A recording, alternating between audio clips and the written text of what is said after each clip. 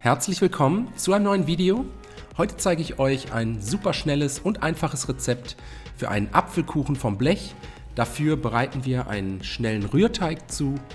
Als erstes wiegen wir 500 Gramm Weizenmehl ab. Zum Mehl jetzt ruhig schon mal 2 Teelöffel Backpulver geben. Mehl und Backpulver dann einmal kurz miteinander verrühren und erstmal kurz zur Seite stellen.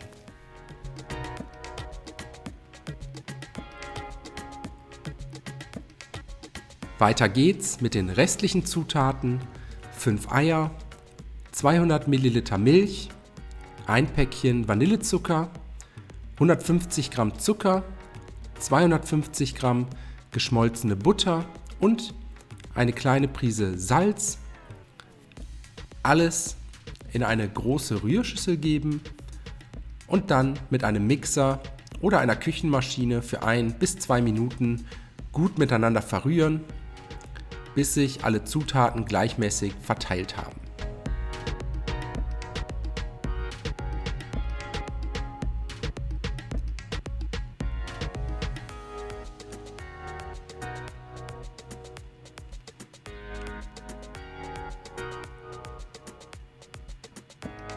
Wenn das erledigt ist, kommt die Mehl-Backpulvermischung dazu. Einfach mit einem Teigschaber, Schneebesen oder Mixer kurz unterrühren und so lange weiterrühren, bis ihr einen schönen glatten Teig habt. Den Teig kurz zur Seite stellen. Jetzt kümmern wir uns noch schnell um das Topping.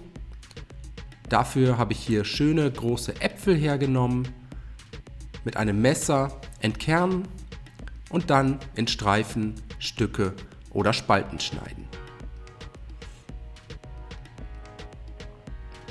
Cooper geht natürlich auch wieder mal nicht leer aus.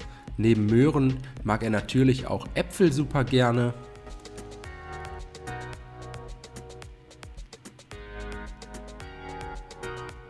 Als nächstes kommt der vorbereitete Teig dann auf ein mit Backpapier ausgelegtes Backblech. Den Teig etwas glatt streichen.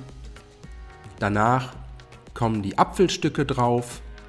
Ebenfalls etwas verteilen und ruhig in den Teig drücken. Und so kommt das Backblech in den vorgeheizten Backofen für etwa 30 bis 35 Minuten bei 200 Grad Ober- und Unterhitze, bis der Kuchen eine schöne goldbraune Farbe angenommen hat.